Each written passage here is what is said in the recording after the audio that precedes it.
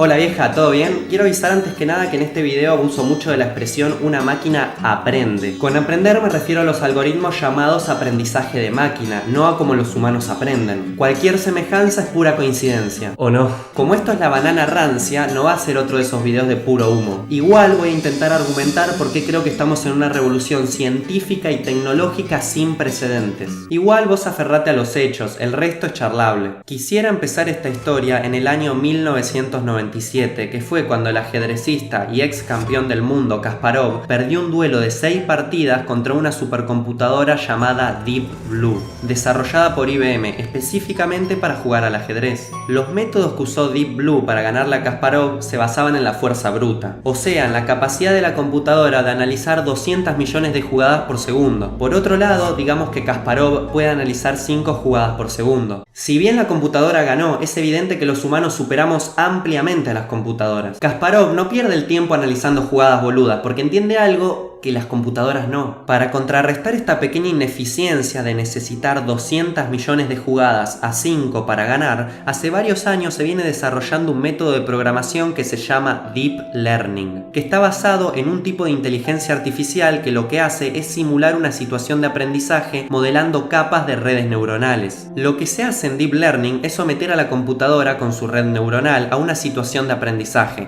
Por ejemplo, se la hace jugar al ajedrez y esta red se va remodelando a medida que adquiere experiencias nuevas. La evidencia nos demuestra que el desempeño de este algoritmo en distintas tareas va mejorando a medida que aprende. Por ejemplo, podemos mencionar que el año pasado una computadora con un algoritmo de Deep Learning a la cual se le cargaron las reglas de ajedrez, se la dejó jugar con ella misma y logró en 72 horas llegar al nivel de un jugador máster internacional de ajedrez. Nivel máster en 72 horas. Por otro lado, con algoritmos similares, la inteligencia artificial de Google es capaz de reconocer patrones en imágenes. Sabemos que el ser humano tiene ciertos canales de entrada de imágenes y sonidos, ojos y oídos. Esta información llega al cerebro y es procesada de alguna forma, de tal manera que cuando vemos un perro, no importa que nunca lo hayamos visto antes o que sea de una raza completamente nueva para nosotros, sabemos que estamos viendo un perro. Bueno, este algoritmo de aprendizaje de Google ahora puede hacer lo mismo. Es decir, vos le cargas muchas fotos a la aplicación de Google Fotos. Después buscas dog y te aparecen todas las fotos relacionadas con perros, aunque tengan nombres raros. O sea que de alguna manera el algoritmo entiende cuándo está viendo un perro y cuándo no. Pero bancá que esto no es nada. Para el paso siguiente necesitamos entender qué tan difícil es esto. Para empezar, analicemos un poco una situación totalmente anti-intuitiva para el ser humano, el crecimiento exponencial. Tómate un tiempo para autocontestarte esta pregunta. ¿Qué altura crees que tendría una hoja de papel común en grosor después de doblarla por la mitad 50 veces?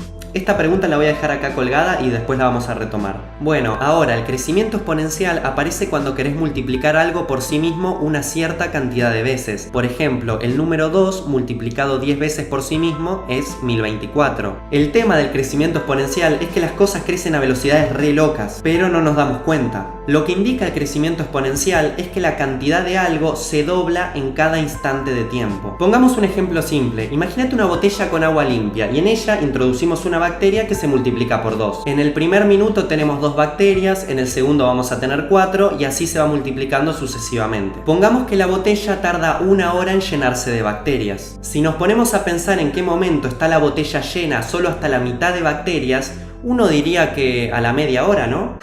Bueno, no. Sería en el minuto 59, porque se dobla cada vez. En el 60 la botella estaría llena. En el 59 había la mitad. En el 60 hay una botella. En el 61 va a haber 2 botellas. En el 62, 4. Y así sucesivamente. Ahora volvamos a lo que planteé antes. Yo pregunté qué altura crees que tendría una hoja de papel común en grosor después de doblarla por la mitad 50 veces. Bueno, si agarras una hoja de papel común, tiene 0,1 milímetros de espesor y la doblás por la mitad.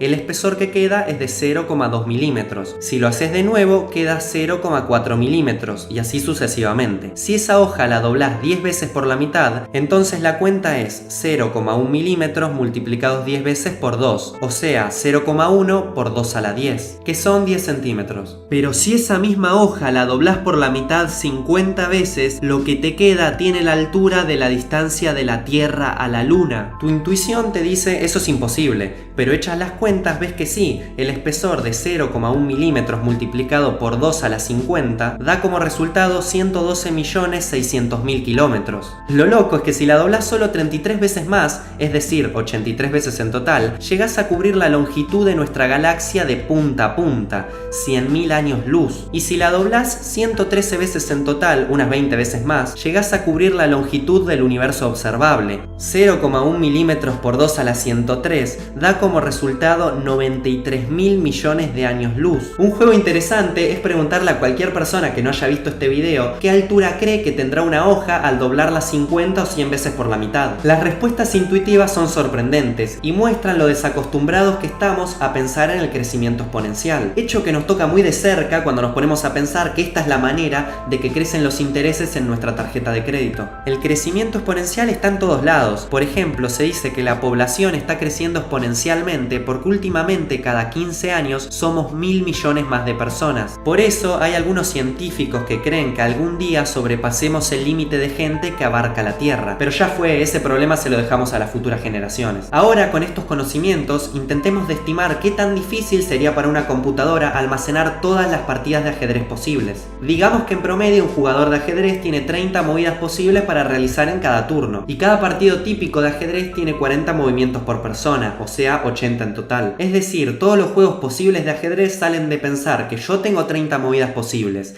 después vos tenés 30 movidas posibles, después yo tengo 30 movidas posibles, y así sucesivamente. O sea, hay un total de 30 a la 80ava potencia de partidas posibles, o lo que es lo mismo, 10 a la 118ava potencia, que sería un 1 seguido de 118 ceros. Para bajar este número a tierra tenemos que acordarnos de una cosita. La cantidad de átomos que hay en el universo es de 10 a la 81ava potencia. Como vemos, la frase que dice que hay más partidas de ajedrez posibles que átomos en el universo es cierta. Hay muchas más, de hecho 10 a la 37ava potencia más. Y esto contando nada más las partidas típicas. Esto quiere decir que si yo pudiese almacenar toda la información de una partida de ajedrez en un átomo, necesitaría 10 a la 37ava potencia de universos. Y eso nada más para las partidas típicas de ajedrez. Y estamos hablando del hipotético caso que podamos almacenar toda la información de una partida en un átomo. Ni hablar del tiempo que tardaría esta supercomputadora para analizar cada jugada y adaptar cuál sería mejor para jugar contra Kasparov. Bueno, todo esto hasta acá me sirvió de entrada para contar lo que pasó hace unas semanas. La inteligencia artificial de Google, programada con Deep Learning, le ganó 4 de 5 partidas al campeón del mundo de un juego de mesa milenario llamado Go. Para el que no lo conoce, este es un juego muy simple en reglas, casi no tiene, pero muy complicado de jugar bien. El tablero es un cuadrado de 19 por 19 casilleros, 361 en total, y se juega 1 contra 1, con piedras blancas y negras. El juego simplemente consiste en ir poniendo piedras en el lugar que se te cante. El objetivo es tratar de encerrar las piedras del contrincante, o bien tratar de controlar o encerrar terrenos vacíos. No voy a decir mucho más sobre Go, a excepción del hecho que se juega muy intuitivamente, y la mayoría de las estrategias usadas son más bien subjetivas. Es decir, no hay recetas excepto en casos particulares, y no hay aperturas ni finales establecidos como en el ajedrez. Es un juego cuyos movimientos se vienen aprendiendo y perfeccionando desde hace más de 2500 años. La cantidad de partidas posibles en Go es de 220 a la 250ava potencia, es decir, 10 a la 585ava potencia. Puse 220 en lugar de 361 porque a medida que vas poniendo piedras, los lugares se van llenando. Sabiendo esto, si la máquina quisiera predecir que va a pasar 50 movidas más adelante, la cantidad de posibilidades son 10 a la 117ava potencia. Pero el crecimiento es exponencial. Esto quiere decir que si yo quiero predecir qué va a pasar en la jugada 51, tengo que analizar 220 veces todas las partidas de ajedrez posibles. La cuestión es que si nosotros quisiéramos almacenar en un átomo toda la información de una partida de Go, necesitaríamos 10 a la 504ava potencia universos. Nadie tiene la más remota idea de qué es tener 10 a la 504ava potencia de algo. Pensá que 10 a la 81ava potencia es la cantidad de átomos que hay en el universo. La inteligencia artificial que juega Go, llamada AlphaGo, fue desarrollada por una empresa adquirida por Google en el 2014, DeepMind. DeepMind, empresa creada con un único objetivo, resolver la inteligencia, y cargada con algoritmos de Deep Learning, algoritmos de búsqueda eficiente y las reglas de Go. Me parece importante además puntualizar sobre el hecho que Deep Learning no es un algoritmo diseñado para jugar Go, sino un algoritmo de aprendizaje automático de propósito general, que como vimos puede ser usado para entrenar a una máquina y que pueda realizar diversas tareas. En octubre de 2015, AlphaGo le ganó 4 de 5 partidos al campeón del mundo. Nadie esperaba esto. Si te gustó el video, suscríbete acá abajo y seguime en mis redes sociales. En Twitter soy muy activo y en Instagram respondo siempre los comentarios. Mucha gente está usando el hashtag #SemanaRancia, así que me gustaría que vos también lo uses para que me comentes qué te parece la inteligencia artificial. Por mi parte, creo que ya es razonable pensar que las máquinas están lo suficientemente avanzadas para aprender capacidades que hasta ahora creemos netamente humanas, como reconocer imágenes, sonidos o textos. Incluso las capacidades más difíciles, aprender a jugar Go mejor que un ser humano. Vemos además que cada vez se invierte más y más recursos en alcanzar estos objetivos. Es indescriptible con palabras el impacto que pueden llegar a tener estas tecnologías en el humano. Pero como aprendimos del tío Ben, un gran poder lleva consigo una gran responsabilidad, y no tenemos que darlo por sentado porque las aplicaciones también pueden ser negativas. Imagínate una bomba nuclear que use Deep Learning para saber cómo y cuándo adaptarse al ambiente. Millones de trabajos podrían empezar a ser reemplazados por máquinas, y no solo trabajos mecánicos, como se creía hace unas décadas. Solo hace falta que el robot Atlas, también de Google, aprenda a jugar al fútbol igual que Messi y listo. Parece re gracioso, ¿no? Hasta que te das cuenta que esto empezó a ser una cuestión de cuándos y no de sís. Por otro lado, desde el punto de vista científico, es imposible no coquetear con la idea de que podamos saber cómo un ser humano genera conceptos de algo. Es asombroso pensar en lo increíble de la naturaleza, que hasta donde sabemos, partiendo unas cuantas partículas y unas cuantas reglas, evolucionamos hasta una especie que es capaz de recrearse a sí misma. Es increíble la posibilidad de que nosotros, y acá hablo como especie, podamos crear una máquina con tan solo unos miles de años de evolución. Eso es lo que nos distingue de las especies y los animales, que tenemos la capacidad de entender y aplicar algo. Estamos atravesando tiempos excitantes en nuestra historia, tiempos para soltarle riendas libres a nuestra creatividad, a nuestra curiosidad, faltarle el respeto a lo más profundo de la naturaleza y empezar a desnudarla, aunque sea de a pasito, hasta que el próximo salto nos saque del centro de la creación, llevándonos a reentender nuestra posición en el universo, y con un sacudón que por lo menos nos permita dudar.